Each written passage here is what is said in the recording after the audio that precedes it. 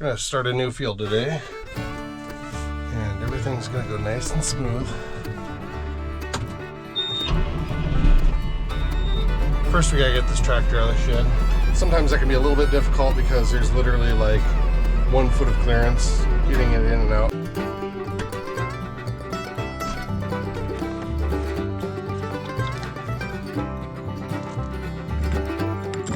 All right, we're greased up, we're aired up, we're fueled up.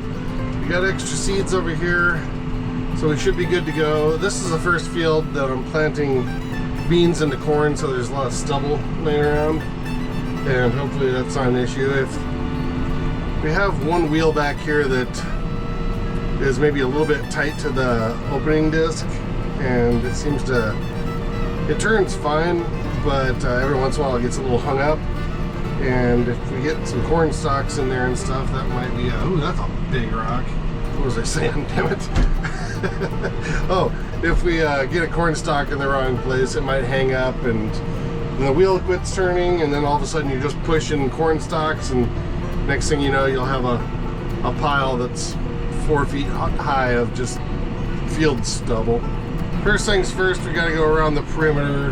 People have asked me, I guess, why farmers always go around the perimeter and not just start going back and forth. And the thing is, you need a place to turn your machinery around when you get to the end. Otherwise you can't get all the way to the property line. And a lot of property lines around here have trees or fences, or you know, don't want to be driving on other people's crops or other people's property. So you put enough rows around the edge based on the size of your equipment to make sure that you can turn around without hitting something or causing problems. That's no good. I guess right now we'll just go and start on the other side and then come back, chop it up, and plant this little bit here. That's why you usually try and go around your fields to see what's going on, and I didn't get to this one, of course. So I have to get over here with a chainsaw pretty soon.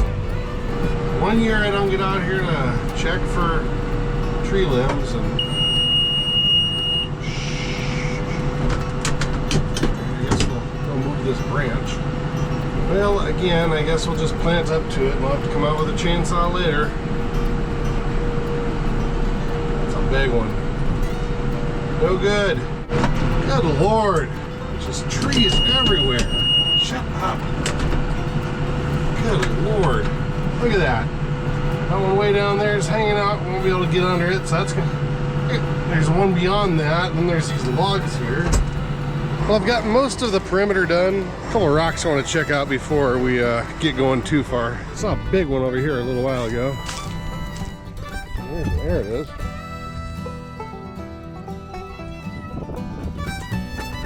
If we'll get that out of there.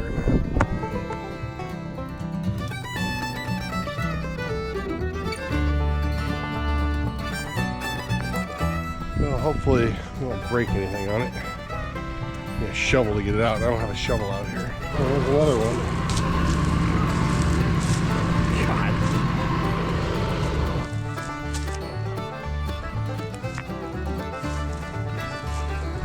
Hopefully there aren't a bunch more rocks down there. That little piece right there along the property line always has rocks. They're usually little ones, but every once in a while you get big ones. Maybe here the earth pushes up more. Usually the planter will just kind of roll over it, but I don't really want to break anything, hopefully. Should have drank that when it was cold. I just had a panic moment. I checked the seeds to see how low we were getting, to see if I need to come back and refill. And one whole side was empty and one side was not. Well, I just looked in the one side, which is my stupid mistake. But I looked in the one side and there was plenty in there. I'm like, I should be able to go for a while. And I went probably, I don't know, just a little bit, and it beeped and said, you're out of seeds. I came out here and the right side was empty and the left side was half full. I'm like, crap, something broke. It wasn't planting. I basically thought that I missed 12 rows around the whole perimeter of the field, which would be a nightmare to deal with. But turns out I forgot last night we only filled up one side of the planter. But I did, when I did that, I was trying to figure out when I thought there was something more wrong. I was kind of investigating it, and that pin that I put in here, that pin that I put in there, it snapped, and well, I knew it wasn't the right pin. I mean, I knew that wasn't the right pin, but that's what I had at the time. I did go back and check it after I noticed that issue, so I went back and looked in the furrows and stuff, and it was planting, so I was really confused as to what happened. I totally forgot that we only filled half the planter because we were trying to move the box out of the field, and we didn't want any seeds down in the hopper, because then when you drive down the, or in the auger itself, because then they just come out on the road and you're wasting money. But panic moment. God. Some days it's just stupid stuff. Anyway, Gary's gonna come over and pick me up, probably eat a little bit of lunch, and then run back home, get a roll pin like it's supposed to be in there, pound one of those in there, and then I'm gonna try and pick up that chainsaw. I don't know if you can see it out there, but there's a big fire on the horizon over there. That's really big.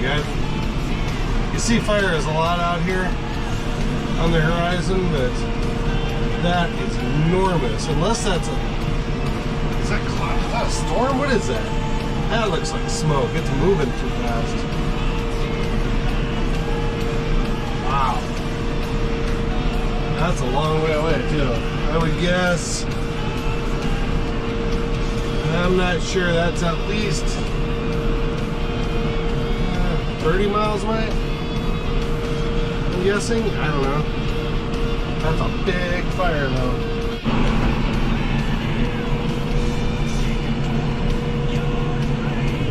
I wish I had my phone here. I would look up where that is.